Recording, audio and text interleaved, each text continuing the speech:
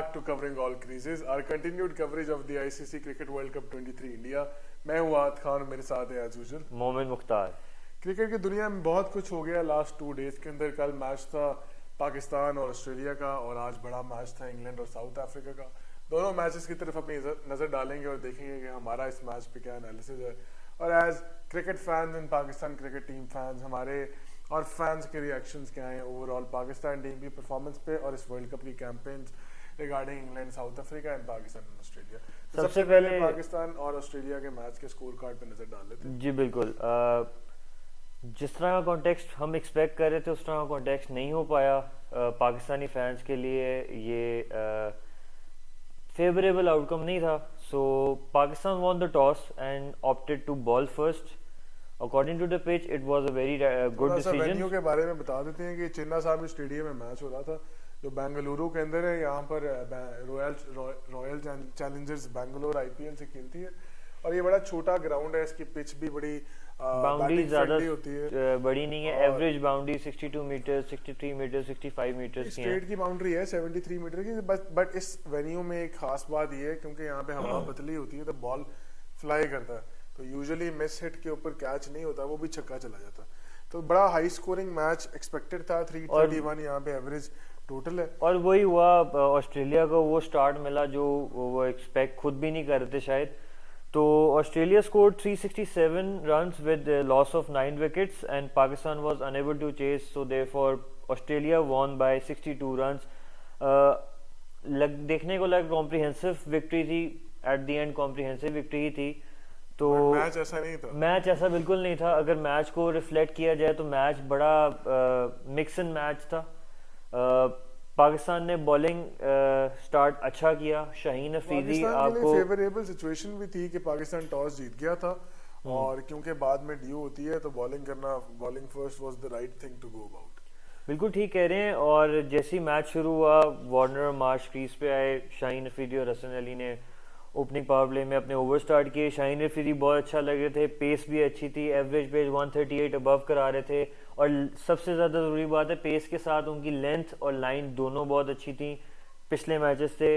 और हसन अली भी कंपैरेटिवली ठीक बॉलिंग कर रहे थे। 4 बॉलें अच्छी करते थे, 2 बॉलें बुरी करते थे, और उनको ये एक्सपेक्ट कर सकते थे जो बेस्ट पॉसिबल आउटकम वो हम पाकिस्तान टीम को प्रोवाइड कर सकते हैं। 8 ओवर्स तक everything was going right। 8 overs तक तो नहीं, पहले वो कैच ड्रॉप। हाँ बेसिकली हाँ 8 ओवर से पहले शाहीन अफरीदी आए। शाहीन अफरीदी ने डेविड वार्नर को एक बहुत अच्छा बाउंसर कराया, और वो शॉट खेलने गए। उसामा मीर ने बहुत एक डमी कैच ड्रॉप कर दिया।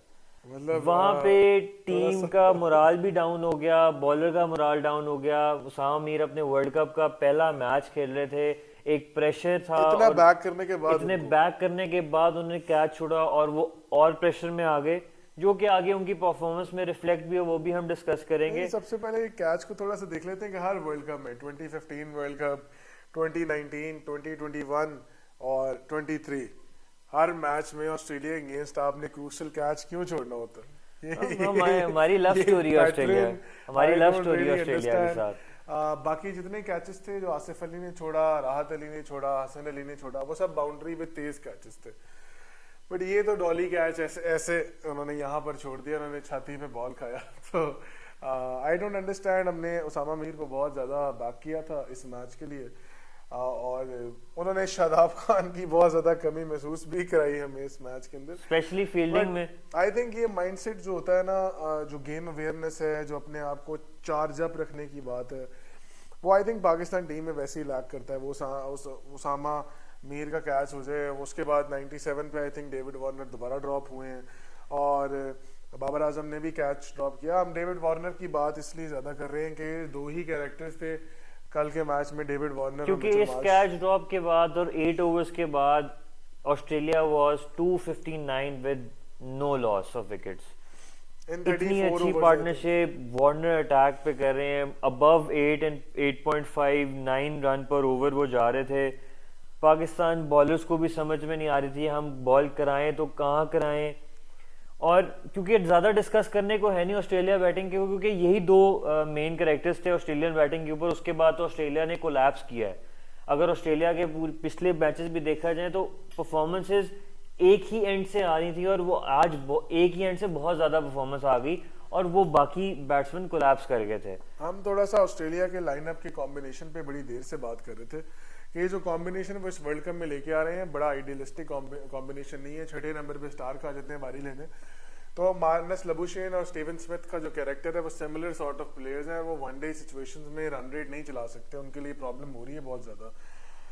बट मेरा ख्याल है ऑस्ट्रेलिया का ये जो 367 का कोलोसल टारगेट था, इसके अंदर पाकिस्तान की बॉलिंग पे डिस्कशन आई थिंक ज़्यादा फ्रूटफुल होगी in terms of match analysis.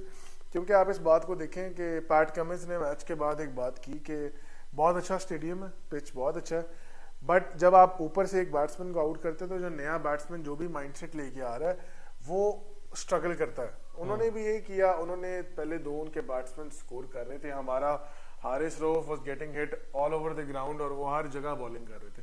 कोई एक प्लान होता है ना, आप देखते हैं मोमिन साहब कि एक बैट्समैन है, दो बैट्समैन है, वनडे खेल रहे हैं, आप T20 भी नहीं खेल रहे, रिमाइंड यू कि आप 50 ओवर गेम खेल रहे हैं, दो बैट्समैन ऐसे हैं जो आपको धड़ाधड़ स्कोर कर रहे हैं। उसमें उसामा मीर है, उसामा मीर के लेग स्पिन पे डेविड वार्नर फंस रहे थे, बट वो जितनी गुगली गिरा रहे थे वो पॉइंट पे और एक्स्ट्रा कवर पे यहाँ पे ये अब आपने बात छेड़ दी है, इस पे थोड़े से 2-3 पॉइंट्स हैं वो डिस्कस करने हैं। सिर्फ अपना सवाल पुट फॉरवर्ड कर लूं पहले, कर लें कि डेविड वार्नर को उसामा मीर का लेग स्पिन काम कर रहा है, बट वो गुगली कराते थे तो कवर पे। अब अगर आप फंसा के, मतलब मेरा पॉइंट ये है कि दो बैट्समैन है जो स्कोर कर रहे हैं, आप उनके अगेंस्ट एक प्लान क्यों नहीं लेके जा सकते? आप में वो पेशेंस क्यों नहीं है कि अगर डेविड वार्नर और उसामा मीर के लेग स्पिन में फंस रहे हैं तो उसामा मीर उनको 6 के 6 लेग स्पिन कराए ना, और उसके बाद आप उनको बेट करें, आप इफ्तिखार को लगा दें या आप दोबारा से हारिस रऊफ को लगा दें, और आप थोड़ा सा इंग्लिश या ऑस्ट्रेलियन माइंडसेट में जाएं कि you start going back to bouncers, जो प्रॉपर क्रिकेट गेम है, जो वो टेस्ट मैच में भी खेलते हैं, वो वनडे में भी करते हैं कि वो बाउंसर्स लगा देते हैं और वो कहते हैं आप मुझे 1 मार लें, 2 मार लें, 3 मार लें, आप मिस हिट करेंगे। बट हमने कोई प्लान इन दोनों बैट्समैन के लिए एग्जीक्यूट ही नहीं किया। यहाँ पे फिर अब आप आगे बताएंगे। आप देखिए, स्टार्ट कर लेते हैं। शाहीन रशीदी ने गुड लेंथ पे बॉल कराते कराते एक बाउंसर कराया, कैच निकला, कैच ड्रॉप हो गया। उसके बाद वी डिड नॉट एक्सपेक्टेड कि वहाँ पे आपका इफ्तिखार बॉलिंग करने आ जाएगा, इफ्तिखार को करा दिया कि क्योंकि लेफ्ट हैंडेड वार्नर लगा हुआ था कि ऑफ स्पिन को फंस सकता है, एक अच्छा ओवर करा के निकल गया। वहाँ पे हारिस रऊफ का ओवर आता है, वी डिड नॉट एक्सपेक्टेड को पावर प्ले में बॉल करेगा, बट उसको ओवर मिला, उसने 24 खा लिया। उसके बाद दोबारा इफ्तिखार को लगाया गया, उसके बाद ऑस्ट्रेलिया को कोई रोकने वाला नहीं था। और जहाँ तक बात है, द सैड पार्ट इज के कुछ डिसीजंस कैप्टनसी के ठीक थे बट वो फेवर में आ ही नहीं रहे थे। बॉलर अपनी फील्ड के हिसाब से बॉलिंग कर ही नहीं पा रहे थे। उसामा मीर की आपने बात की, उसामा मीर का यही प्लान था, उसको टर्न मिल रहा था, स्मिथ के अगेंस्ट उसको स्लिप भी दिया गया था, मतलब स्लिप लिया गया था, अटैकिंग माइंडसेट से जा रहे थे। और जब वार्नर की आप बिल्कुल ठीक कह रहे हो, लेग स्पिन पे तंग हो रहे थे, उसने 4 फील्डर्स लॉन्ग ऑन पे लिए हुए थे, वार्नर के लेके एक शॉट मिस हिट होगी, 200% वो वहां पे आउट हो जाना था। और वो और उसके बाद से आपने सारी लॉन्ग ऑन की फील्ड लेके आप उसको रॉन्गन गुगली कराई जा रहे हैं, जिसको वो कवर पे खेली जा रहे हैं और वो कंफर्टेबल हुई जा रहे हैं। आप एक बैट्समैन को, वार्नर जैसे कैलिबर के एक बैट्समैन को इतना टाइम देके इतना सेट नहीं करा सकते, क्योंकि वो आपको बहुत हर्ट करेगा। वार्नर को छोड़ दें, कोई भी बैट्समैन उठता है, कोई भी बैट्समैन, मैं वही बात कर रहा हूं। बांग्लादेश के मैच में देखा है, उन्होंने रोहित शर्मा को 4 बाउंसर कराए, उसने 3 छक्के मारे, चौथा मिस हिट कैच हुआ। आप प्लान आपको नजर आ गया, आप डेविड वार्नर मार रहा है, मिचेल मार्श मार रहा है, come up with the plan and execute it. आपने कहा कि हारिस रऊफ ने वो 24 रन दिए उस ओवर में। आप हारिस रऊफ आपका एक ऐसा बॉलर है कि कोई आप बात लेने जा रहे हो, कोई बात नहीं, आप उसको देते हो ओवर। पॉइंट इज कि उसको दोबारा ओवर मिला, द पॉइंट इज कि उसको 24 रन पड़ गए, कोई मसला नहीं है, उसकी पेस है, आपसे कनेक्ट करना है, मिस हिट भी होते हैं, छक्का जाएगा, ग्राउंड बहुत छोटा है। पॉइंट इज कि बॉलर को थोड़ी सी मैच्योरनेस, अपनी गेम अवेयरनेस दिखानी है, जो कि पाकिस्तानी बॉलर्स में नहीं देखे। मैं बेसिकली, मतलब डिस्कशन और बहुत लंबी चली जाएगी इस पे, बहुत से ज्यादा पॉइंट्स है। तो पॉइंट इज कि टीम थोड़ी सी बिखरी हुई नजर आ रही थी, एक वो यूनिटी जो पाकिस्तान की टीम में होती है वो बिल्कुल नजर नहीं आ पा रही। इसकी वजह ये तो नहीं है कि वो आपके पीसीबी चेयरमैन ने भी कह दिया कि हम वर्ल्ड कप के बाद देखेंगे कि कैप्टन कंटिन्यू करेंगे कि नहीं करेंगे, ये वजह तो नहीं है? देखिए, ये चीजें वो हैं जो पाकिस्तान की जब से क्रिकेट पैदा नहीं हुई तब से चलती हुई आ रही है कि क्रिकेट के ऊपर बात शुरू होती है तो उसमें पॉलिटिक्स भी आ जाती है, मैनेजमेंट्स के आ जाते हैं। मतलब आप क्रिकेट के ऊपर इतना अगर सोचना शुरू कर दो पॉलिटिक्स और इन सब चीजों के बारे में, तो बेहतर रिजल्ट्स आपको मिल सकते हैं। बट ये हर बोर्ड में नहीं होता। आपने साउथ अफ्रीकन बोर्ड में देखा है जो उन्होंने वो रेसिज्म वाला सारा प्रोस्पेक्ट इंट्रोड्यूस किया है। बीसीसीआई में भी कुछ हद तक ये चीजें होती हैं, ऑस्ट्रेलियन बोर्ड में भी होती है। आई थिंक बोर्ड की पॉलिटिक्स तो चलती रहती है। आज बाद में बात करेंगे साउथ अफ्रीका पर, बट आज टेम्बा बवूमा नहीं खेले और साउथ अफ्रीकन टीम ने आउट परफॉर्म किया है बहुत हद तक। बट मेरा ख्याल है पॉलिटिक्स तो पार्ट है, क्योंकि जब इतनी बड़ी स्पोर्ट है, इसमें इतना पैसा इन्वॉल्व है, तो पॉलिटिक्स मेरा पॉलिटिक्स का कहने का मकसद ये है कि आप वर्ल्ड कप के दौरान आप चल रहे हैं, ऐसी स्टेटमेंट प्रोवाइड करना, एक डगआउट में एक ऐसी एक सिचुएशन बनाना कि लोग डिस्कस करें, करते होंगे आपस में, किसी किससे ज्यादा अच्छी बनती है डिस्कस करते हैं, सोशल मीडिया सब यूज करते हैं, ठीक है। आप जितना भी अवॉइड कर लें हमारे मैनेजर, अब यंग मैनेजर्स की टीम आई है पाकिस्तान टीम में, वो बेहतर अंडरस्टैंड करते हैं प्लेयर्स को, बट स्टिल आप कितना को रोक सकते हो? नहीं रोक पाते आप। नहीं देखो यार, इसमें मेरा पॉइंट ऑफ व्यू सिर्फ ये है कि मॉर्ने मोर्कल आपके बॉलिंग कोच हैं, बहुत अच्छे बॉलर थे अपने टाइम के अंदर। आई डोंट नो वो कोच कैसे हैं। उससे पहले शॉन टेट और वर्नन फिलैंडर थे, Pakistan bowling was doing very good. But मुझे सिर्फ ये बात नहीं समझ आती, आप नेदरलैंड्स की टीम को भी देखते हैं ना, तो वो भी पर्ची लेके आए होते हैं कि अच्छा यार ये फलाना बैट्समैन है, इसके अगेंस्ट ये हमारा प्लान है। But I just don't understand the fact कि आपको डेविड वार्नर ने 150 प्लस रन स्कोर कर दिए, आपको मिचेल मार्श ने 120-21 रन मेरा ख्याल है स्कोर किए, आपने कोई प्लान ही नहीं एग्जीक्यूट किया। ना चलता प्लान यार, आप जाते, आप फॉर एग्जांपल कहते यार अब मैं इनको बाउंसर्स कराऊंगा या मैं इफ्तिखार को लगाऊंगा कि वो डिले बॉल, आपने प्लान एग्जीक्यूट ही कोई नहीं किया, ना चलता। मैं यही बात कर रहा हूँ कि अब the point is Haris Rauf को मैं नेक्स्ट मैच के लिए भी बैक कर रहा हूँ, वो पावर प्ले में बॉल करेगा, मैं हर प्लेयर को बैक करने के पॉइंट इज कि हारिस रऊफ को जब 4 बॉल्स करा दी, 4 बॉलों पे उसको बाउंड्री पड़ गई थी, ठीक है, एक बॉल बीट हो गई थी या डबल रन हुआ था, 3 बॉल्स पे बाउंड्री पड़ गई थी, यानी 24 स्कोर आया था, 24 स्कोर आया था। बट मैं फर्स्ट 4 बॉल्स की बात कर रहा हूँ। चौथी बॉल के बाद मिड ऑन पे शाहीन अफरीदी खड़े हुए थे और मिड ऑफ पे बाबर आजम खड़े, दोनों आए हैं। उनसे फील्ड पूछिए कि आप कहाँ कराना चाह रहे हो या कोई फील्ड चेंजमेंट चाहिए, उन्होंने कहा नहीं। और उसके बाद हारिस रऊफ का, मुझे सिर्फ इस बात से हारिस रऊफ का एतराज है, आप बॉल कराने जब पीछे आ रहे हो, आप एक नजर मारो यार मेरी फील्ड क्या है, मैं इसको अब क्या कराऊंगा। आप उसको देखो, हारिस रऊफ को हम ये अच्छी बॉल पे चौका पड़े कोई मसला नहीं है, अच्छी बॉल पे छक्का पड़े कोई मसला नहीं है, क्योंकि बॉलर के लिए है कि यार मैंने इसको अच्छा कराया, इसका फंसेगा यहाँ पे, ये आउट निकल सकता है यहाँ पे।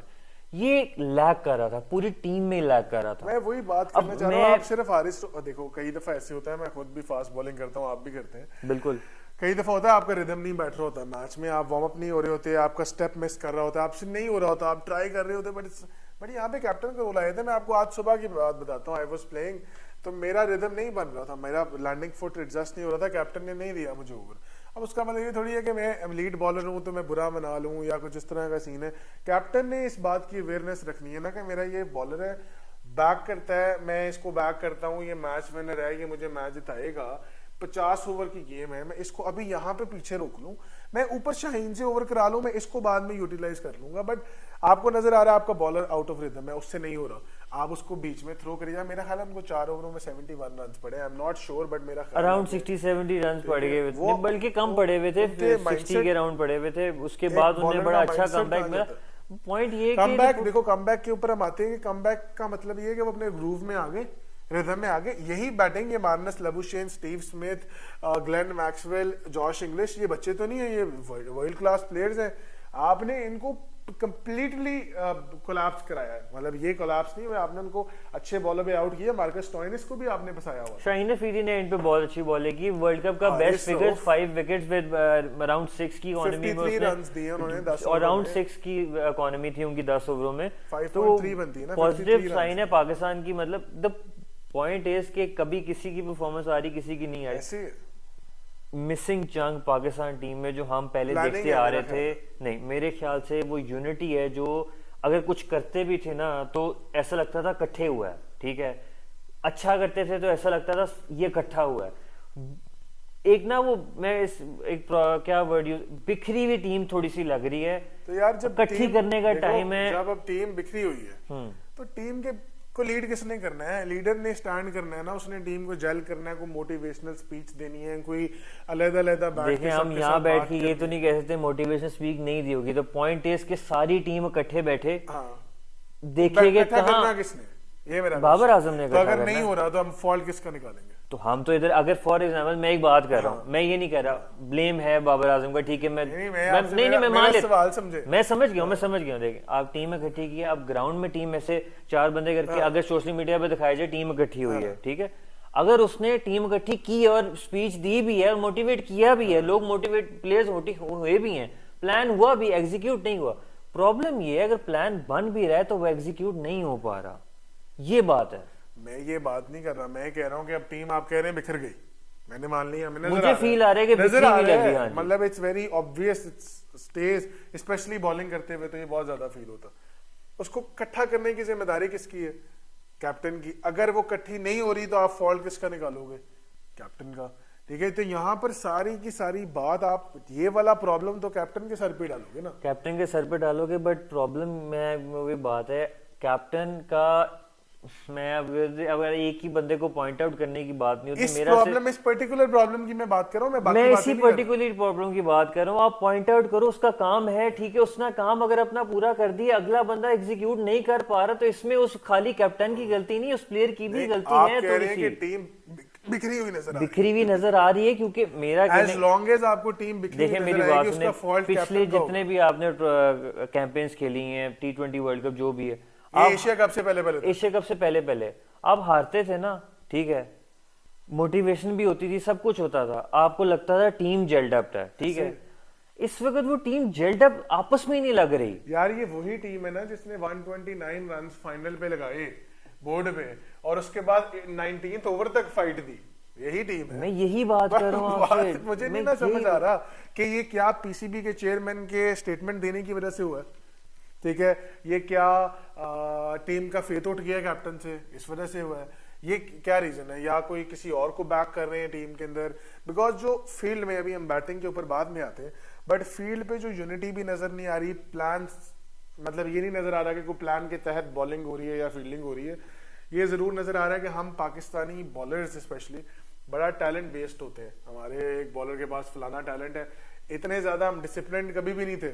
अब कभी हमारा कोई ऐसा बॉलर नहीं आया जो एक लाइन पक्की कर ले और उस पर बस कॉन्टिन्यूसली, ऐसा नहीं था, हमें पता है। बट अब जाकर वो प्लान्स की एग्जीक्यूशन नहीं होती, और मोस्ट इंपॉर्टेंटली आज आपका वाइस कैप्टन कल नहीं खेला, तो वो जो हम आप पहले भी बात कर रहे थे कि चलो उसको बाहर तो कर सकते हैं, ऐसी तो कोई रॉकेट साइंस नहीं है। वो श्रीलंका ने और साउथ अफ्रीका ने तो अपने कैप्टन भी वो चिनाका को तो वापस भेज दिया। नहीं देखिए तो ये मेरा पॉइंट करने का ठीक है। मतलब ये है कि लेकिन क्या वो वाइस कैप्टन को टीम मतलब कैप्टन का ना उसके ऊपर बिलीव करना और उसको बाहर बिठाना और उसामा मीर को खिलाना, नहीं तो टीम को तो नहीं साइकोलॉजिकली इफेक्ट किया? नहीं, मेरा ये नहीं ख्याल कि कुछ सर्टेन रीजंस हैं, मतलब स्पेसिफिक रीजंस हैं, रीजंस बहुत हैं, ये बहुत लंबी डिस्कशंस हैं क्या क्या गलती हैं, क्योंकि हर एस्पेक्ट में गलती निकाली जा सकती है, बैटिंग में, इंडिविजुअलिटी सिर्फ में, फील्डिंग की मैं बात फील्डिंग की बात कर, इंडिविजुअलिटी भी होती है, एक अपना रोल होता है, हर बंदा रोल में अपना पार्ट 100% नहीं प्ले कर पा रहा। मेरे ख्याल से ये प्रॉब्लम हो रही है, टीम को अपनी रिस्पॉन्सिबिलिटी लेनी है कि यार we have to play our role, यार हम we have to perform what we have given the task। ठीक है, हम 2-3 बंदों को पिन पॉइंट कर लेते हैं। हम हसन अली से एक्सपेक्ट कर रहे थे आप बहुत बड़ी परफॉर्मेंसेस, बहुत देखिए इंडिया मैं के आपसे पिचेस सिर्फ में ये बड़ी परफॉर्मेंसेस बॉलिंग साइड पे तो आप ना मैं एक्सपेक्ट बॉलिंग करें। साइड की बात कर रहा हूं कि वो कोई बहुत डिसिप्लिन बॉलिंग करेंगे या कुछ एक्सपेक्ट कर रहे थे आप? नहीं, मेरा नहीं ख्याल पाकिस्तान में कोई भी एक्सपेक्ट कर रहा था, टू बी वेरी ऑनेस्ट।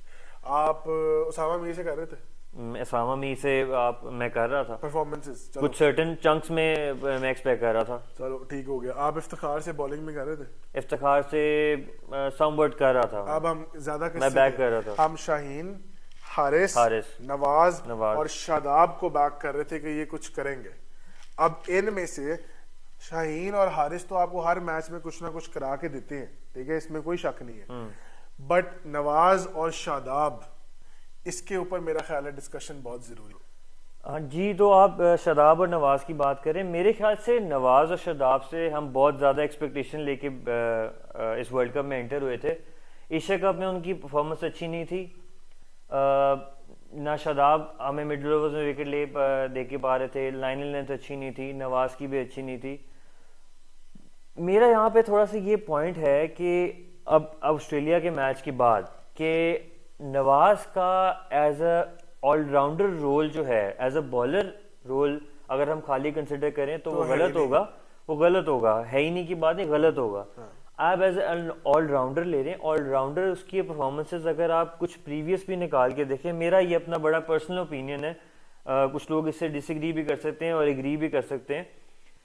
आपने ऐसे बहुत सी ऐसी सिचुएशंस देखी हैं जहाँ पे नवाज आया, नवाज कंफर्टेबल था, like if I remember correctly Zimbabwe against you needed 3 runs on 3 balls, Nawaz was standing, Nawaz खड़ा हुआ है, वसीम या शाहीन अफरीदी नहीं खड़ा हुआ कि 3 बॉलों पे 3 रन नहीं हो सकते।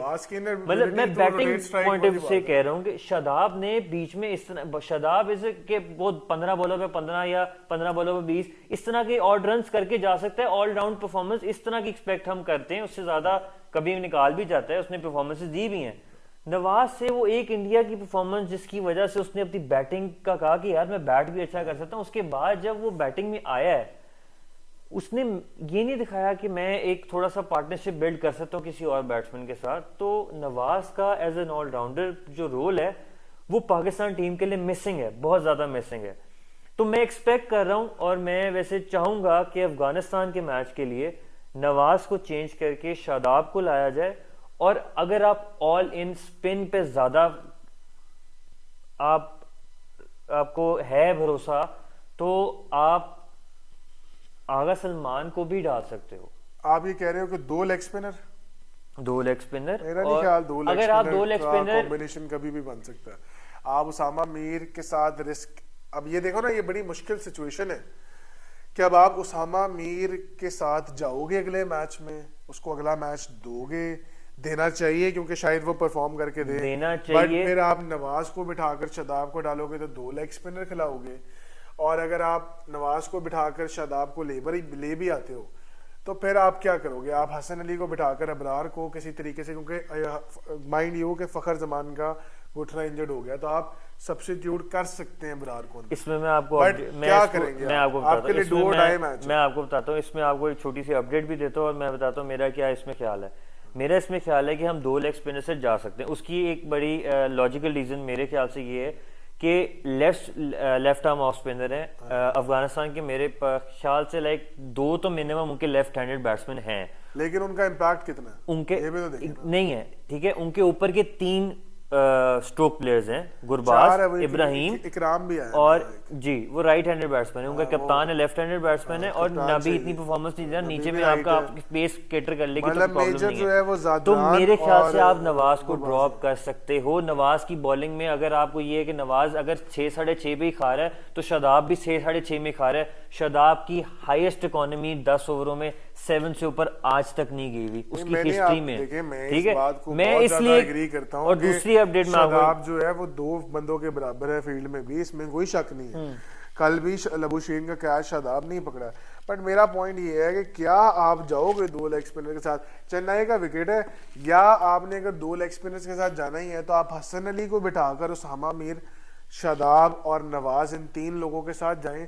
2 आपके फास्ट बॉलर हो, शाहीन अफरीदी और हारिस रऊफ, और फिर आपके पास इफ्तिखार भी स्पिन ऑप्शन है, आपके पास साउथ शकील भी स्पिन ऑप्शन है, तो आपके पास मतलब स्पिनर्स में वैरायटी तो फिर आ ही जाती है। देखो मेरा इसमें थोड़ा सा है, मैं वैसे ज्यादा फेवर इस बात से करूंगा कि 2 हम लेग स्पिनर खिलवा दें, निस्बतन हम हसन अली को बिठा के स्पिनर ऐड करें, ये मेरा एक ओपिनियन है। और दूसरा जो आपने इब्रार की बात की, उसमें पॉइंट ये है कि पीसीबी ने उनको 11 दिन के लिए बाहर किया है टेक्निकली। पीसीबी फखर जमान को नी इंजरी की वजह से 11 डेज के लिए बाहर किया है, बड़ा टेक्निकल टाइम स्पैन है। और उसके बाद पीसीबी ने आईसीसी को रिक्वेस्ट की है कि फखर जमान इंजर्ड हैं तो हमें फील्ड हेल्प के लिए, बाकी टीम के लिए भी हमें हारिस और इब्रार को या जमान को हमें फील्ड की इजाजत दें। और वो 11 दिन की उन्होंने अपील की हुई है कि वो 11 दिन के लिए बाहर है, और अब इब्रार या हारिस को आप टीम में ला सकते हो और खिला भी सकते हो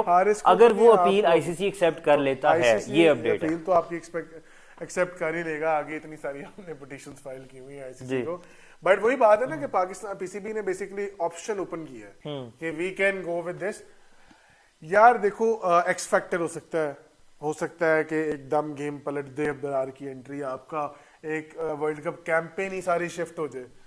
it's possible, it's high likely. ऐसा नहीं है कि ये ऐसा पास्ट में कभी हुआ नहीं कि किसी टीम ने एक नया बंदा अंदर किया और ऑल टुगेदर चेंज हो गया।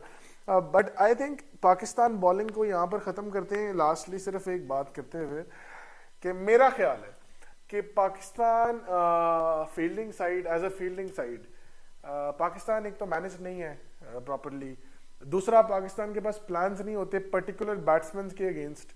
अगर आपका एक प्लान फेल हो जाए तो फिर आप फारिग हैं, आपका कैच छुटा डेविड वार्नर को और आप ब्लैंक हो गए। आप डेविड वार्नर से 100 भी कराते तो फिर भी शायद आप मैच में थे, आपने 150 रन ही करा लिए डेविड वार्नर से। बट आई थिंक टीम एक प्लान को फॉलो नहीं कर रही और प्लान के बाद उनके पास उसका ऑल्टरनेटिव कोई आउटकम नहीं होता कि अगर ये काम नहीं करेगा तो हम क्या करेंगे।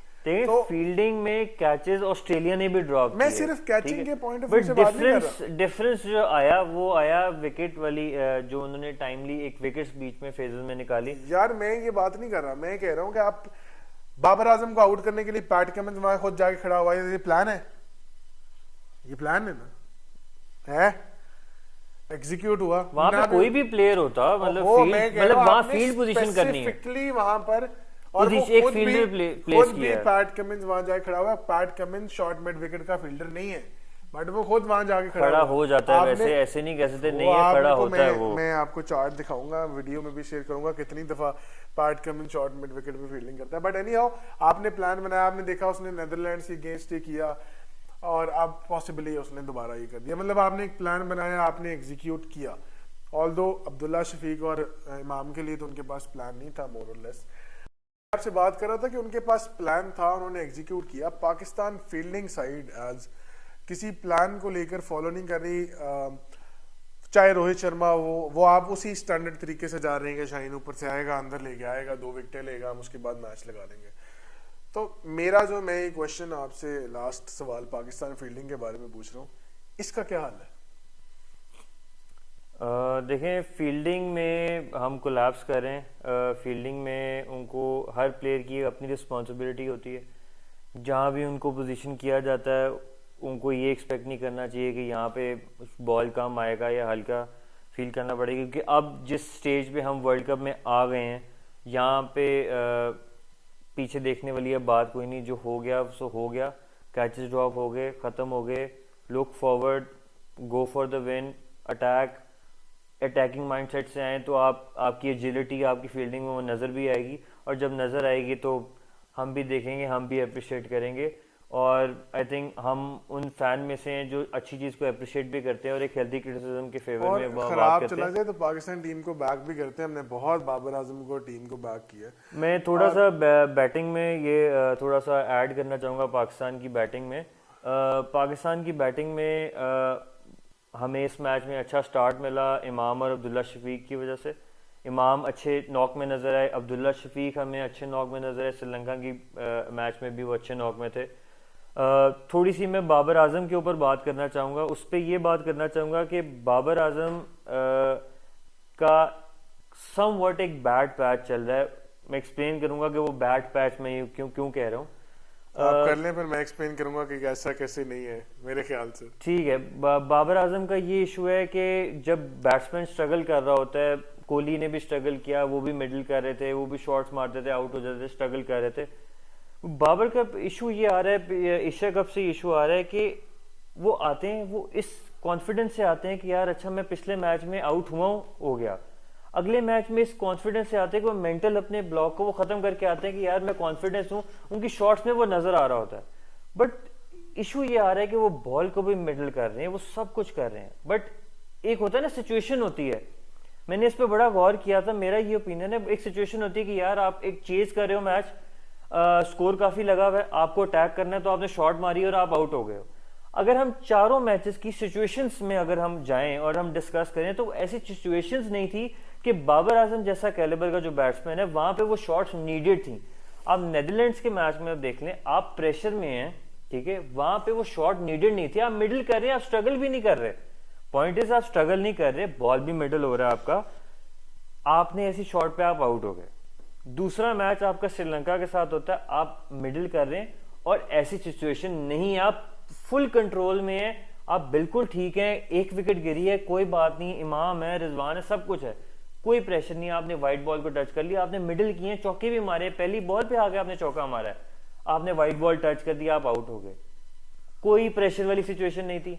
तीसरा मैच आप 50 कर चुके हैं, 152 फॉर 2 है, कंफर्टेबल सिचुएशन है आपका और रिजवान का। वहां पे यही प्लान था कि आपने स्पिन को, मुश्किल हो रही है आपको खेलने में, कोई बात नहीं, 3.5 4 4.5 की रन रेट पे पड़े थे, हम बैठ के सोचे थे यार रन रेट बहुत नीचे जा रहा है, रन रेट बहुत नीचे जा रहा है, रन रेट बहुत नीचे जा रहा है, बट जैसे उन्होंने फास्ट बॉलर लगाए, आप 7-8 पर रन ओवर उनको मारे थे, तो आपकी ओवरऑल रन पर ओवर 6 पे क्लोज हो रही थी।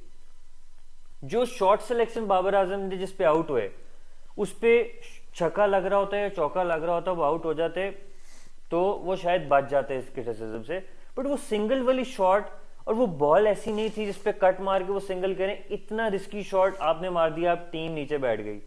सिचुएशन इजी थी, बाबर आजम को वहां पे डिफरेंट माइंडसेट से जाना चाहिए था, डिफरेंट शॉट सिलेक्शन करनी चाहिए थी टू बी एग्जैक्ट। चौथे मैच में भी देखें, जिस मोमेंट पे वो आए, comfortable situation, 6 run per over आप जा रहे हो, आपको 7 7.5 रिक्वायर्ड रन पर ओवर चाहिए, आपको पता है आप आखिरी ओवर में 80 रन 88.5 रन पर ओवर आराम से कर सकते हो, और आते साथ इतनी एक्सक्विजिट शॉट्स मार रहे थे चौके पे और अच्छे नॉक में लग रहे थे। मुझे ये समझ नहीं आ रही कि बाबर आजम को थोड़ा सा इसको अब देखना है, अपने मेंटल ब्लॉक से और बाहर निकलना है कि सिचुएशंस मैंने देखनी है। वो बैट्समैन गंदी बॉल पे भी आउट हो जाता है, अच्छी बॉल पे भी आउट हो जाता है, पॉइंट इज कि सिचुएशंस भी होती हैं। मतलब आप कैप्टन है टीम के, रिस्पॉन्सिबिलिटी थोड़ी सी लें, थोड़ी सी रिस्पॉन्सिबिलिटी लेके टीम गेम चलाएं थोड़ा सा। अगर आप थोड़ा सा स्टार्ट में आप डर डर के खेल रहे हैं, ये भी नहीं कि वो डर डर के खेल रहे हैं, इतना कॉन्फिडेंटली आके वो स्टार्ट लेते हैं, बट एंड पे एक गंदी शॉट पे वो आउट हो जाते हैं और टीम वहां पे थोड़ी सी बिखर जाती है, क्योंकि वो सिचुएशन होती है, मिडिल ओवर्स की सिचुएशन होती है जहां पे आपको चेज कर रहा होना होता है और टीम कोलैप्स कर जाती है उसके बाद। तो आपकी ये सारी बात का समरी ये नहीं है कि it was too early to give Babar Azam captaincy and it is too early to say कि he is in a mental space जहां पर वो अपने टैलेंट को यूटिलाइज भी कर सके। मेरा ख्याल है कि talent without street smartness, talent without realizing where to applicate it, talent without understanding the situations and talent without knowing कि आपने अपने आप को कहाँ पर दिखाना है और कहाँ नहीं दिखाना, यूजलेस है। बाबर आजम, मैं भी आज ये बात आपको कर रहा हूँ बड़ा ऑन एयर, बाबर आजम से बड़ा कैप्टन ना पाकिस्तान ने अभी तक प्रोड्यूस किया और प्रॉब्लली शायद ऐसा बैट्समैन आए भी ना। और जो सारी आप बातें कर रहे हैं मैं उन सारी बातों से एग्री करता हूँ कि जिस तरीके से वो इंसान मिडल करता है, इवन मैं इंडियन चैनल स्पोर्ट्स तक देख रहा होता हूँ, वो भी कहते हैं कि जैसे वो बैकफुट पे चौका मारता है, इधर खेलता है, एक्सक्विजिट टाइमिंग होती है, बॉल उसके मिडल पे ही लगता है हमेशा आकर। Psychologically that man is not capable enough of understanding situation क्या डिमांड कर रही है। मैं तो यही बात कर सकता हूँ। अगर आपको पता है आप 367 चेज कर रहे हो, आपके ओपनर्स ने आपको दे भी दिया और आप चल भी कैसे रहे हो, आप बाउंड्री एंड ओवर चल ही रहे हो, आप परफेक्ट सिचुएशन बनाकर बैठे हो, एक्सक्विजिट बैटिंग विकेट है, कंडीशंस भी आपकी फेवर में है, ऑस्ट्रेलियंस भी फील्डिंग में काफी हद तक लैप्स कर रहे हैं। साइकोलॉजिकली आपको ये बात क्यों नहीं समझ आती कि आपने विकेट नहीं देनी, बेशक आपका स्ट्राइक रेट थोड़ा सा कम हो।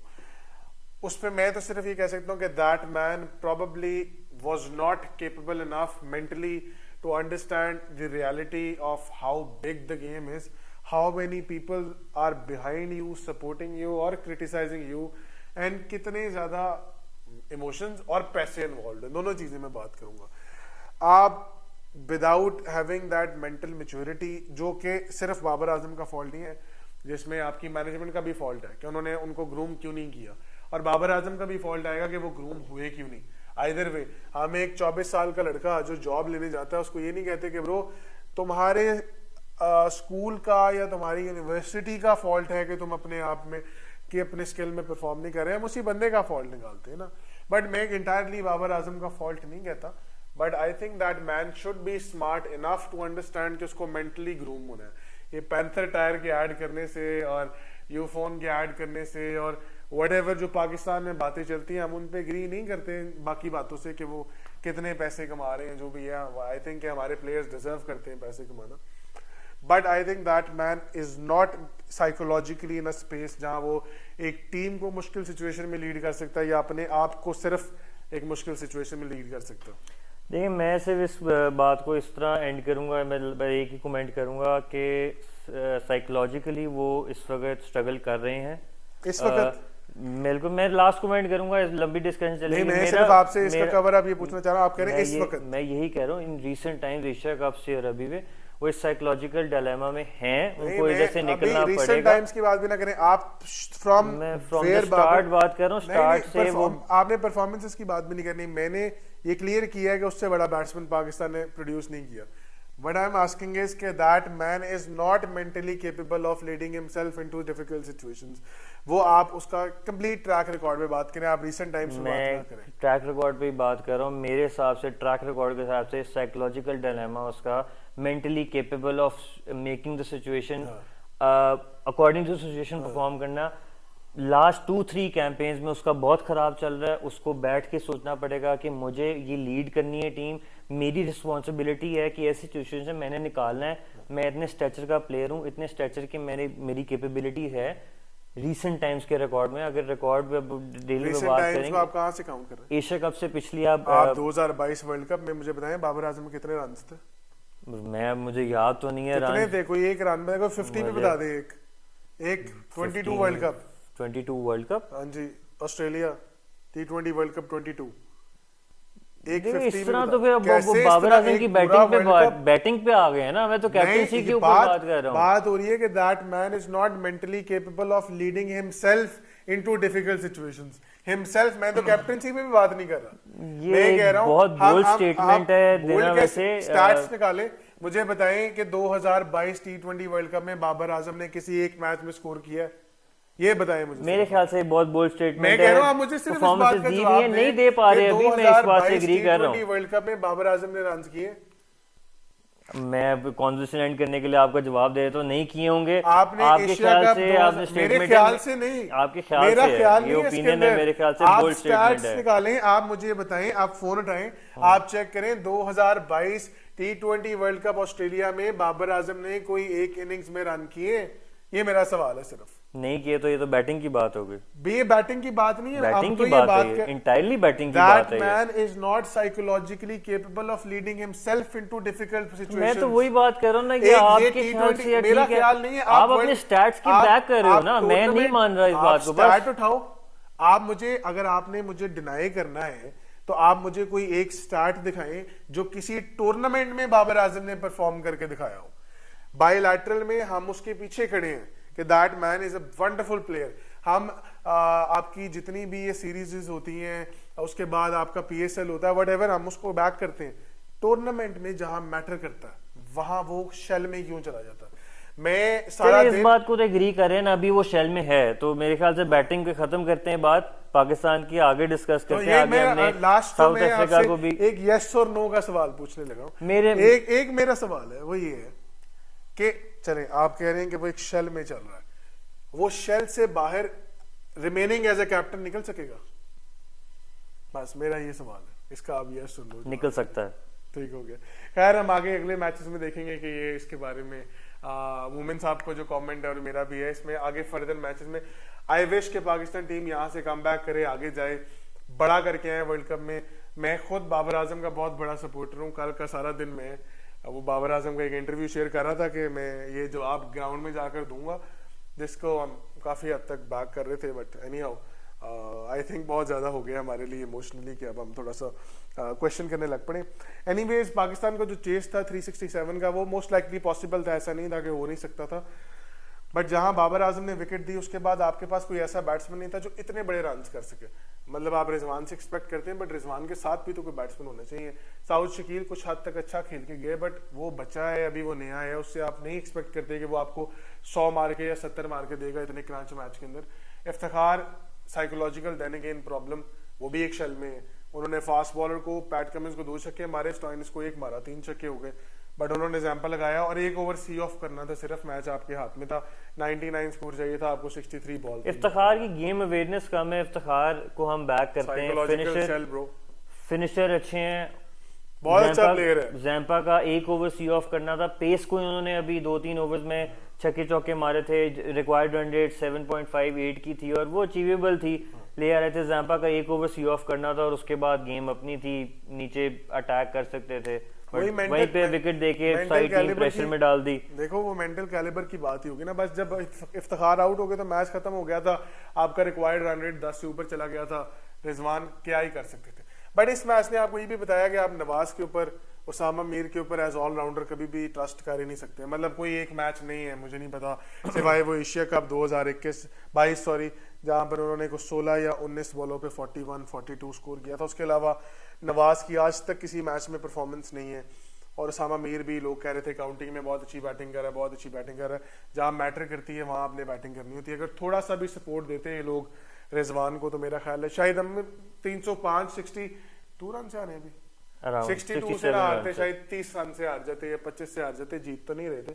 But I think overall Pakistan team में टैलेंट की कमी नहीं है, इट्स जस्ट के साइकोलॉजिकल बैरियर्स हैं और एक शेल के अंदर रहते हैं। आई डोंट नो उनका एक्सपोजर तो कैसे बेहतर कर सकते हैं, टीम साइकोलॉजिस्ट भी इनके साथ होते हैं by the way. But let's hope Afghanistan का मैच है, अल्लाह करे कि उसके अंदर हम कुछ परफॉर्मेंस अच्छी कर सकें। बट इसके अंदर लास्टली आपको सिर्फ एक अपडेट बताते जाएं कि चेन्नई में मैच होगा जहाँ पे बॉल बहुत ज़्यादा टर्न करता है, फॉर्चुनेटली और अनफॉर्चुनेटली फॉर पाकिस्तान, क्योंकि लो स्कोरिंग मैच होगा, बहुत हाई स्कोरिंग मैच नहीं होगा ये। और एक और विंडो ओपन है कि पीसीबी ने रिक्वेस्ट डाली हुई है, Abrar could be in the team, मतलब इट्स नॉट श्योर बट ये पॉसिबिलिटी ओपन है अब के इब्रार खेल सकते हैं। खैर आज के मैच पे बात करते हैं मोमिन। अब क्लोसल रन स्कोरिंग टूर्नामेंट हो रहा है अभी, लेकिन वन साइडेड क्यों होता है हर दफा? आज का match England versus south Africa, बहुत बड़ा मैच, हम सब इसको एंटिसिपेट कर रहे थे। इंग्लैंड ने अपनी कैंपेन स्टार्ट करनी थी बेसिकली इस मैच से, ये बताना था कि हम कुछ करने आए हैं वर्ल्ड कप के अंदर। आज इंग्लैंड ने पहले थोड़ा सा स्कोर कार्ड डिस्कस करते हैं, फिर इंग्लैंड की स्कोर कार्ड निकाल लें। ये मैच था वानखेड़े स्टेडियम में मुंबई में, आज इनका मुंबई में होने वाला ये पहला मैच था। मुंबई मशहूर है कि लाल मिट्टी वाली पिच होती है, यहाँ पर बॉल टर्न भी करता है बट हाई स्कोरिंग मैचेस होते हैं। तो इंग्लैंड ने टॉस जीता और England won the toss and chose to bowl. England chase करने में मास्टर है, इंग्लैंड चेज करना प्रेफर करता है, ड्यू फैक्टर भी था, इस वजह से उन्होंने ये डिसीजन लिया, वाज द राइट डिसीजन। और उन्होंने काफ़ी टीम में चेंजेस किए जो हम डिस्कस करेंगे। सो ओवरऑल स्कोर कार्ड पहले देख लेते हैं। South Africa score 399 runs with a loss of 7 wickets and to the surprise of everyone England was able to score only 170 runs all out. South Africa won by 229 runs. ये बड़ी comprehensive victory थी by the way, ठीक है, ये score card को देख के भी लगती है और ये कॉम्प्रिहेंसिव विक्ट्री थी। थोड़ा सा आपको टेक्निकलिटीज बता दें कि टेम्बा बुबूमा आज नहीं खेले, उससे के उनकी जगह रिजा हेनरिक्स खेले, क्विंटन डी कॉक ऊपर जल्दी आउट हो गए थे और उसके बाद बस साउथ अफ्रीकन बैटिंग ने स्ट्राइक रेट ऊपर रखा और everybody scored runs. Reeza Hendricks, van der Dussen, Aiden Markram, Heinrich Klaasen पे थोड़ी सी बाद में बात करते हैं, एडन मार्करम तक जरा पहले डिस्कस कर लें। तो पहले 4 बैट्समैन की तो आपने बात कर ली है, तो उसी तरह डिस्कशन करते हैं क्योंकि उसके बाद तो साउथ अफ्रीका, एक डिफरेंट साउथ अफ्रीका हमें देखने को मिली। डिकॉक आए, टॉपली शुरू में बहुत अच्छी बॉलिंग कर रहे थे, बॉल अंदर स्विंग भी कर रहे थे, स्ट्रगल कर रहे थे और उन्होंने ट्रैप किया था, एक बॉल कराया थोड़ा सा पीछे, उन्होंने उस पर चौका मारा, थोड़ा सी फुलर डिलीवरी कराई, उतना ही स्विंग हुआ, उस पर निक हो गया। थोड़ी सी कंट्रोवर्शियल आउट था बट मेरे ख्याल से 90% वो आउट था। बैट का इम्पैक्ट ग्राउंड से अभी भी डिफरेंस था, तो वो निक था और वो आउट था। आउट होने के बाद उनका रन रेट 4-5 तक ही चल रहा था। साउथ अफ्रीका ने पावर प्ले सी ऑफ किया और उसके बाद अटैक करना शुरू किया। वैंडरसन ने अराउंड 80 रन्स किए, हेंड्रिक्स ने अराउंड 80 रन्स किए और उसके बाद मार्करम 42 रन्स करके आए, उन्होंने किए। तो ये चारों बैट्समैन ने बड़ा अच्छा स्कोर कर लिया था। तो अराउंड 240-250 पे एडन मार्करम की विकेट गिरती है और जेंसन बैट्समैन है, उनके ऑलराउंडर है। नहीं, मार्को जेंसन नहीं आए, पहले वो आए हैं क्लासन तो थे ही है, लेकिन एडम मार्करम के बाद जेंसन आए हैं। मार्करम मिलर आउट हुआ उसके बाद। हाँ सॉरी मिलर आए हैं, मिलर आउट हुआ है, मिलर जल्दी आउट हो गए, अटैक कर रहे थे, उन्होंने कैच करा दिया स्टोक्स को, आउट हो गए। उसके बाद जेंसन आए। अब वहां पे सिचुएशन ऐसी थी कि 1 विकेट डाउन और साउथ अफ्रीका कोलैप्स हो जाता, तो वहां पे वो गेम चलाते रहे, क्योंकि उस वक्त तक अराउंड 35-36 ओवर्स हुए थे, 14 ओवर्स पड़े हुए थे अभी मैच के। वो गेम चलाते रहे। 41 ओवर्स के बाद क्लासन और जॉनसन ने अटैक करना शुरू किया है। उन्होंने नहीं देखा वुड है, टॉपली है, विली है, बॉल 140 राशिद पे आ रहा है या 50 40 पे पे आ रहा है, 45 पे आ रहा है, 160 पे आ रहा है। उन्होंने छक्का बस। पूरे ग्राउंड पे कोई जगह नहीं छोड़ी जहां पे उन्होंने बाउंड्री नहीं मारी। उन्होंने 149 रन इवन किए के आखिरी 10 ओवर। इंग्लैंड के बॉलर्स इतने क्रैम्प्स पड़ गए थे कि उनको समझ नहीं आ रही थी कि हम बॉल कराएं किधर। करते कराते इतना अटैक कर रहे थे क्लासन और जॉनसन के they put 399 runs on the board, 1 short of a 400। 1 run short of 400। और इस पे मुझे लिटरली समझ नहीं आया कि बटलर बिल्कुल ब्लैंक हो चुके हुए थे, स्टोक भी ब्लैंक, कोई इवन blank हो जाता है यार। पूरी टीम ब्लैंक हो चुकी हुई थी कि यहाँ पे हम क्या करें। तो मैं highlight of the South African batting was Klaasen and Johnson. Jansen ने 75 रन किए जी 42 बॉल्स पे, और क्लासन ने 61 बॉल 100 किए। आखिरी 10 ओवर में 149 स्कोर हुआ है, 14.9 की एवरेज के साथ पर ओवर उन्होंने स्कोर किए। और कॉलोसल स्ट्रोक प्लेइंग थी आई थिंक, जिस तरह मोमिन कह रहे हैं कि जहां मर्जी बॉल आ रहा है, जिस मर्जी स्पीड पे आ रहा है, everything was going to the boundary. I think बड़ा मुश्किल है इसमें से जॉस बटलर का भी फॉल्ट निकालना। आई जस्ट डोंट नो कि मैं इस पे क्या कमेंट करूं, क्योंकि जिस लेवल की बैटिंग हो रही थी आई डोंट थिंक कोई भी होता क्या ही फैसला लेता, खुद आ जाता बॉलिंग कराने। देखिए थोड़ा सा यही बात कर सकते हैं कि ना कि इंग्लैंड ने क्या, इंग्लैंड बहुत ज्यादा जज्बाती हो गया था कि उन्होंने इतने स्टोक्स को टीम में फिट इन करने के लिए इतने ड्रास्टिक चेंजेस कर लिए। स्टोक्स को डालने के लिए उन्होंने लिविंगस्टोन बाहर किया, उन्होंने अपनी बॉलिंग लाइनअप कंप्लीट करने के लिए उन्होंने लिविंगस्टोन को बाहर निकाला, उन्होंने सैम करन को बाहर निकाला, वोक्स को बाहर निकाला। उनके प्राइम बॉलर्स परफॉर्म नहीं ना किया, इसलिए नहीं किया, बट एक कैलिबर के बॉलर हाँ, हैं। डेविड एक विली आपकी डाल दिया आपने, वोक्स की जगह। फर्स्ट आगे मैं चॉइस आपकी तो बात से एक agree बॉलर करता है हूँ। ना फर्स्ट चॉइस के। टॉपली थे, अच्छे बॉलर हैं, और डेविड विली टॉपली इंग्लैंड के मेरे ख्याल से अभी तक चारों मैचों में सबसे अच्छे बॉलर हैं for the first power play. Last power play में तो उनको ही मार पड़ी, पर पिछले मैच में उनको इतनी मार नहीं पड़ी लास्ट पावर प्ले में भी। फिर विली थे और मार्क वुड खेल रहे थे। मार्क वुड को भी अराउंड 11 पर ओवर रन पड़ रहे हैं। मार्क वुड वैसे फेल ही हो रहे हैं जब से आए। Adil Rashid was going fine, but उनका आखिरी ओवर एक बहुत काफी गंदा गया, तो but he closed his 10 overs around 6 to 6.5 यार। लेकिन इसमें आदिल रशीद पे थोड़ी सी बात कर लेते हैं कि उसको टर्न बहुत मिल रहा था। जी मतलब उसका गूगली भी बहुत टर्न हो रहा था, उसका लेग स्पिनर भी बहुत टर्न हो रहा था, बस उनकी लेंथ और लाइन पता नहीं कहाँ है। मतलब that guy is not is either bowling too short और टू फुल। फ्लाइट भी देते हैं तो टू फुल करा देते हैं, बैट्समैन निकल के बाउंड्री मार देता है। आई think that guy is not bowling in the right areas. Turn तो उनको मिल रहा है। उन्होंने जो आउट किया है आई थिंक एंड्रिक्स को, रीजा एंड्रिक्स को आउट किया है, जो उन्होंने क्रॉस बैट शॉट खेला और उस पर कैच कराया। बॉल वाज टर्निंग, बहुत अच्छे बॉल हो रहे थे, बट उनसे बॉल सही तरीके से गिरा नहीं, सही जगह पर नहीं गिरा, और जिसकी वजह से उन्होंने बहुत ज्यादा स्ट्रगल किया इस मैच के अंदर। हेंड्रिक्स को उन्होंने बोल्ड किया था। वेंडरसन की आप बात करें, वो वेंडरसन जो दोनों खेल रहे थे उनमें से किसी एक का कैच हुआ है, मुझे नाम नहीं याद, बट आई थिंक ओवरऑल कुछ बातें आपकी ठीक है। आपने क्रिस वोक्स को बाहर बिठा दिया, आपने सैम करन नहीं खिलाया, आपने उसकी जगह खिलाई डेविड विली, जो कि to be very honest, point is कि आप चेंजेस करते हैं बट कॉम्बिनेशंस की है ना बात। आपने सारे कॉम्बिनेशंस ब्रेक कर दिए। मतलब दोनों लेफ्ट हैंड फास्ट बॉलर हो गए शुरू में। स्टोक्स को डाल सकते थे आप, सैम करन को रखते कि एक कॉम्बिनेशन बना हुआ टॉपली के साथ। सैम करन ने पिछले मैच में बॉलिंग की है। नहीं, मैं पूछना ये चाह रहा हूँ कि टॉपली, क्रिस वोक्स और सैम करन और मार्क वुड तो पिछला मैच खेले हैं ना। जी लिविंगस्टोन भी खेला। लिविंगस्टोन तो लिविंगस्टोन की जगह स्टोक्स आया, तो सैम करन की जगह कौन है? सैम करन की जगह आपके विली आए हैं और तो विली तो वोक्स की जगह है ना, एक और बॉलर है पैकिंसन पैकिंसन है या एटकिंसन पैकिंसन एटकिंसन ही वाज बॉलिंग फाइन वैसे, एटकिंसन बॉलर बॉलिंग अच्छी कर रहे थे, बट इतने ज्यादा चेंजेस आई डोंट थिंक कि इंग्लैंड को करने चाहिए थे। इंग्लैंड यार वो बात ही हो टीम गया भी है, फर्क है ना, उनका माइंडसेट फर्क है, मेरा नहीं ख्याल वो इसको भी बहुत सीरियस लेंगे। बट वो इसी इसको- माइंडसेट को मेरे ख्याल से आज उनकी बैटिंग पे थोड़ा सा मैं डिस्कस करूंगा। अब इंग्लैंड की बैटिंग पे और साउथ अफ्रीका की बॉलिंग पे थोड़ा डिस्कस करते हैं।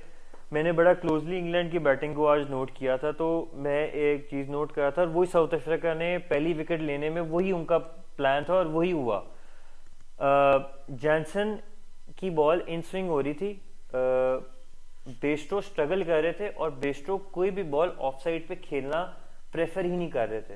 वो बॉल लेग अंदर आ रहा साइड हो पे तो आप कोशिश- लेग साइड पे फ्लिक करी जा रहे थे और वो स्ट्रेट बैट पे भी शॉट नहीं खेल पा रहे थे कि स्ट्रेट खेल लीजिए या मिड ऑन पे फ्लिक कर दीजिए, वो पूरा फ्लिक शॉट करना चाहिए, जिसकी वजह से पहले ओवर में उनको छक्का भी मिला। उसके बाद उन्होंने उसी तरह साउथ अफ्रीका ने अपनी फील्ड चेंज की, उन्होंने फाइन लेग थोड़ा सा वाइड किया और वहां पे मिड ऑन पे भी स्क्वायर लेग पे एक फील्डर लिया और वहीं पे बेस्टो ने उनको कैच कराया।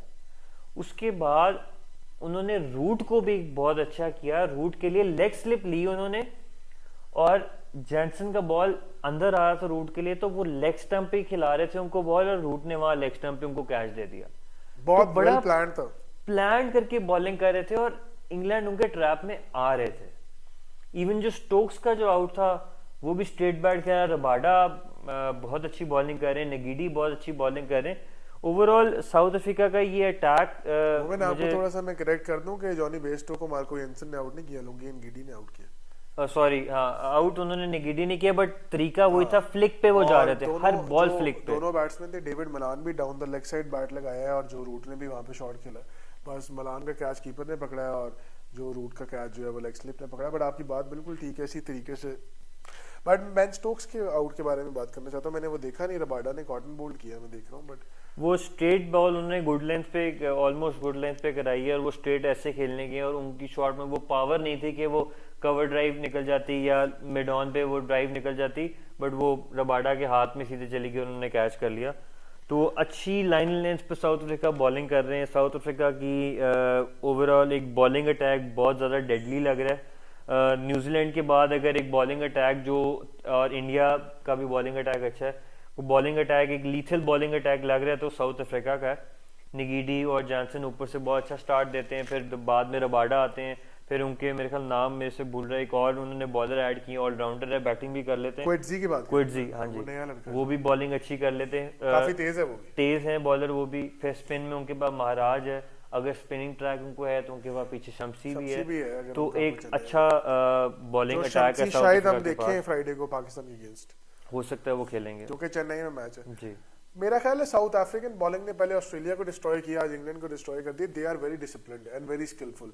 मार्को येंसन, उनकी पेस इतनी नहीं है बट उनकी हाइट है, वो लेफ्ट आर्म फास्ट बॉलर है, इतनी लेंथ वगैरह पे भी डिसिप्लिन नहीं है, बट बॉल स्विंग कर रहे हैं, थोड़ा सा बाउंस ज्यादा करता है। और मैंने आज के मैच में एक और चीज नोट की है, बॉल बड़ा फंस के आ रहा था, सेकंड इनिंग्स में रुक रहा था, तो आई थिंक इंग्लैंड से मिस जज टॉस भी हुआ है, क्योंकि नीचे भी रह रहा था। इवन जो हैरी ब्रुक आउट हुए हैं, बॉल बहुत नीचे रह गया था, अंडर द बैट गया। तो मेरा ख्याल है कि इंग्लैंड से टॉस भी मिस जज हुआ है और ड्यू ने विकेट को थोड़ा सा और फंसा दिया था कि नहीं खेला जा रहा था इंग्लैंड से। और इंग्लैंड के लिए बड़ा साइन ऑफ वरी है। हम सब सोच रहे थे कि बेन स्टोक्स बेशक बैटिंग में कुछ खास ना करें, जो माइंडसेट वो टीम के अंदर लेके आते हैं, he would do wonders for the team, but I think England के लिए अब अगले सारे मैच जीतना is something that they would need to do. और इसमें थोड़ा सा टेंशन की बात ये है कि उन्होंने हमारे साथ भी खेलना है अभी।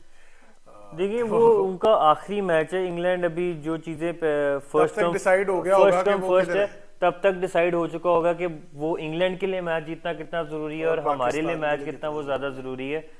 डू और डाई सिचुएशन किस टीम के लिए और किस टीम के लिए नहीं, क्या पता दोनों के लिए ना हो। बहुत सी पॉसिबिलिटीज हो सकती हैं आगे जाके। यहाँ पे मैं एक इंग्लैंड के लिए ये कमेंट भी देना चाहूँगा कि इंग्लैंड को थोड़ा सा अपना माइंडसेट, जो अटैकिंग माइंडसेट है, उसको थोड़ा सा ना पार्टनरशिप बिल्डिंग पे भी थोड़ा सा फोकस करना ओवर की तरफ देखना पड़ेगा। आज पड़ेगा अगर कि- आप ये देखें 10 ओवरों में उनके 4 या 5 आउट हुए हुए थे, 17 स्कोर बोर्ड पे लगा हुआ था, बस वही है ना, 7 चलाते रहो 7 रन पर ओवर वो चल रहे थे। बटलर आए, अच्छे निक में लग रहे थे, एक बट चौका मारा, एक छक्का मारा और फिर द वो पॉइंट इज कि कैच करा। 50 ओवर की game is a very long game, partnership की गेम है। फेजेस में चलती है। साउथ अफ्रीका से अगर जिनके साथ उनका मैच था उन्हीं से ही वो अगर थोड़ा सा बस देखते कि जब उनकी भी 2 क्विक विकेट्स गई हैं तो उन्होंने भी बाउंड्री को लुक नहीं किया, क्योंकि उनको पता था विकेट स्ट्रेट है, एंड पे हमें 10 ओवर मिलेंगे, we could score 100 run in last 10 overs, और वही हुआ।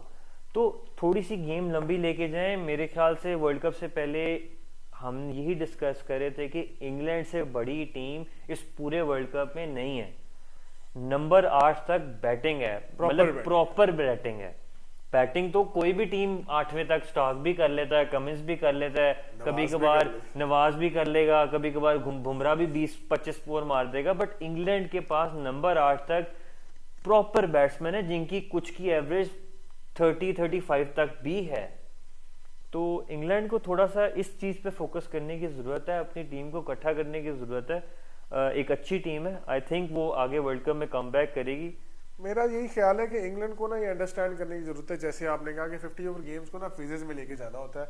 आप 10 ओवर्स के हिसाब से डिसाइड करते हैं कि हमने अगले 10 में कहाँ होना है, फिर उसके बाद अगले 10 में कहाँ होना है। इंग्लैंड ये लैक कर रहा है और उनके सारे प्लेयर्स ही लैक कर रहे हैं, वो कॉम्बिनेशन क्लिक नहीं कर रहा, I don't know, condition suit नहीं कर रही, आई जस्ट डोंट नो, या पिच रीड नहीं कर रहे सही तरीके से, बॉलिंग में बहुत ज्यादा लैप्स करें। आप 400 रन खा लो तो फिर आप जो मर्जी करो, मेरा नहीं ख्याल आप मैच जीत सकते हो। इंग्लैंड के लिए बहुत साइन ऑफ वरीज है, साउथ अफ्रीका के लिए थोड़ा सा ब्रीदर है। एक मैच पीछे चलो वो नेदरलैंड से बड़ा बुरा हारे हैं, तो आई थॉट कि उनको साइकोलॉजिकली थोड़ा सा डिस्टर्ब होंगे, बट उन्होंने बताया कि हम अच्छा परफॉर्म करने आए इस वर्ल्ड कप में। हम तो इसी चीज़ को बैक कर सकते कि साउथ अफ्रीका जो पास्ट में चौक करता रहा है, शायद अब भी वो प्रेसिडेंट को फॉलो करे। बट एनीवेज मेरा ख्याल पर्सनली है कि इंग्लैंड को थोड़ा सा मार्क वुड को रेस्ट देना चाहिए कुछ देर के लिए, और अगर रेस्ट नहीं देना तो उनको थोड़ा सा यूटिलाइजेशन ऑफ पेस आनी चाहिए। ये नहीं है कि अगर बॉल स्विंग नहीं कर रहा या रिवर्स नहीं हो रहा तो मार्क वुड जो है वो बिल्कुल ही यूजलेस है। अभी तक तो वो यही बता रहे। एनी हाउ बेन स्टोक्स का कैरेक्टर भी बड़ा इंपॉर्टेंट है इंग्लैंड के लिए। तो over in all I think कि इंग्लैंड को थोड़ा सा रिव्यू करने की ज़रूरत है अपनी परफॉर्मेंस को, और साउथ अफ्रीका के लिए तो सब सही जा रहा है आई थिंक। तो बस इस मैच के बारे में मैं ये कहूँगा कि England needs to step up now, और इंग्लैंड ऐसी टीम रियलाइज है, कि आप वो किस सिचुएशन में इस चलेंगे। सिचुएशन में आप राइट ऑफ नहीं कर सकते इंग्लैंड को। एक मैच के बाद शायद आप कर जाओ अगले। एक और मैच के बाद आप पिक्चर क्लियर हो जाएगी, बट आप इंग्लैंड को आप राइट ऑफ बिल्कुल नहीं कर सकते। अच्छी टीम है, कमबैक मार सकती है, और लेकिन ये देखो ना Right इंग्लैंड के moment सारे पे। मैचेस अब अगले जो है वो बड़ी टीमों के साथ हैं। लेट मी सी। जी बिल्कुल, वो एक बांग्लादेश से मैच जीत चुके हैं, अफगानिस्तान से मैच हार चुके हैं। एक थर्सडे का मैच है इंग्लैंड के साथ, वो श्रीलंका के साथ। जी, श्रीलंका रहती है इंग्लैंड के लिए, इंडिया रहती है, ऑस्ट्रेलिया रहती वो है, तो बात और की बात है, पाकिस्तान पाकिस्तान है। रहती है, बट श्रीलंका वाला मैच एक है जो उनको शायद मोमेंटम वापस दे दे। बट आप श्रीलंका को भी राइट ऑफ नहीं कर सकते। एनी हाउ वर्ल्ड कप थोड़ा सा अभी भी ओपन है। साउथ अफ्रीका का स्पॉट और ऑस्ट्रेलिया का स्पॉट एक ऐसी चीज है जो अभी थोड़ा सा ओपन है। इंडिया और New Zealand are going very good, और कल इन्हीं दोनों का मैच है धर्मशाला के अंदर, जहाँ सबसे ज्यादा स्विंग भी है, जहाँ कंडीशंस बड़ी बॉलिंग फ्रेंडली है, आउटफील्ड स्लो है, बैटिंग को वो भी तंग करता है। तो आई थिंक बड़ा मजे का मैच देखने को मिलेगा। बॉलिंग कॉन्टेस्ट ज्यादा सीरियस होगा कल as compared to batting, but जो फॉर्म रोहित शर्मा की, विराट कोहली की, केएल राहुल की चल रही है, तो I think that match would be spectacular to watch. दो बड़ी स्ट्रॉन्ग टीम्स आपस में मैच खेलेंगी तो अच्छा मुकाबला होगा, और इंडिया को शायद पहला कॉन्टेस्ट मिल जाए। अभी तक बहुत उनको अच्छा contest मुकाबला होगा। एक हो सकता है इंडिया का टेस्ट हो सकता है न्यूजीलैंड का टेस्ट दोनों हो, का ही टेस्ट होगा यार। दोनों का टेस्ट होगा। एक अच्छा मुकाबला देखने को मिलेगा। आप कल हम डिस्कस भी करेंगे, बट मैं थोड़ा सा आहत के एक ओपिनियन से, बस मेरा एक अपना ओपिनियन है, मेरे ख्याल से साउथ अफ्रीका को टॉप 4 में इतना पोजीशन लेने में मुश्किल नहीं होगी। तो मेरे ख्याल से जो 4th वाली पोजीशन है उसका जो टाकरा कह लें, वो अगर सब ऑस्ट्रेलिया का होगा चीजें वैसे। ठीक जाती हैं तो मेरे ख्याल से ऑस्ट्रेलिया, और पाकिस्तान, इंग्लैंड और पाकिस्तान, इंग्लैंड को नहीं, मैं ये भी कहूंगा। 3 लोग 3 टीमें हैं जो इस पोजीशन के लिए फाइट कर सकती हैं, क्योंकि इनके नेट रन रेट में भी फिलहाल के वक्त इतना ज्यादा फर्क नहीं, फर्क है जरूर। यार देखो ना मोमिन, एक फर्क है ना, इंग्लैंड 4 मैचेस में से 3 हारा हुआ है। जी जी पाकिस्तान और ऑस्ट्रेलिया 2-2 पे है। जी जी ठीक है, तो मेरा ख्याल है पाकिस्तान और ऑस्ट्रेलिया के बीच में ज्यादा कांटा स्ट्रॉन्ग है ये इस पोजीशन का। साउथ अफ्रीका का डिपेंड करता है कि वो अब आगे क्या करते हैं। अभी पॉइंट उन्होंने से आगे मैं इंडिया को इंग्लैंड खेलना को है। सिर्फ इसलिए ऐड कर रहा हूँ क्योंकि जिन 2 टीमों के साथ हम बात करें उन दोनों टीमों के साथ इनके मैचेस रहते हैं अभी। अगर इंग्लैंड ऑस्ट्रेलिया को हरा देता है, इंग्लैंड पाकिस्तान को हरा देता है, तो इंडिया फिर की इंग्लैंड की एक strong position right finish off तो नहीं फोर्थ अभी कर सकते। आप yes, you're right. कंसिडर कर सकते हो। इसीलिए तो मेरे ख्याल से ये टीम्स हैं, साउथ अफ्रीका को नहीं इतना मसला होगा फोर्थ पोजीशन के लिए लड़ने के लिए। Third मेरा position थर्ड फोर्थ के लिए मैं कह रहा हूँ, फोर्थ के लिए लड़ाई है ना। I think south Africa Africa तो अभी third सेकंड पे या stable थर्ड है। पे क्लोज कर ही जाएगी। एनीवेज वर्ल्ड कप काफी अभी भी ओपन है, टॉप 2 को हम निकाल दें, लेकिन उनकी भी कैंपेन में भी 4-4 मैचेस ही हुए हैं। आई थिंक अभी too early to say anything. Pakistan के लिए ये कहना चाहेंगे कि अगले 5 मैचेस हैं, पाकिस्तान को मिनिमम 3 तो जीतने हैं नेट रन रेट पे बैस करने के लिए, और 4 जीतने हैं अपना स्पॉट कंफर्म करने के लिए। बड़े मुश्किल मैच है अभी। अफगानिस्तान के साथ मैच है, फिर बांग्लादेश के साथ है, फिर उसके बाद न्यूजीलैंड है, इंग्लैंड है और साउथ अफ्रीका है। ये 5 मैच बड़े मुश्किल मैचेस होंगे। But Pakistan team is a team of unpredictables, तो मेरा ख्याल है कि शायद हमें होप अभी भी जारी रखनी चाहिए। आपसे हम कल जुड़ेंगे, कल धर्मशाला में मैच है, अपना मैच के बाद एनालिसिस शेयर करेंगे और let's hope the better team wins. I think जी बिल्कुल ऐसे ही है, जो बेहतर खेलेगी वो मैच ले जाएगी। अच्छा मुकाबला होगा। तब तक के लिए हमें इजाजत दें हमारी तरफ से। अल्लाह हाफिज। अल्लाह हाफिज।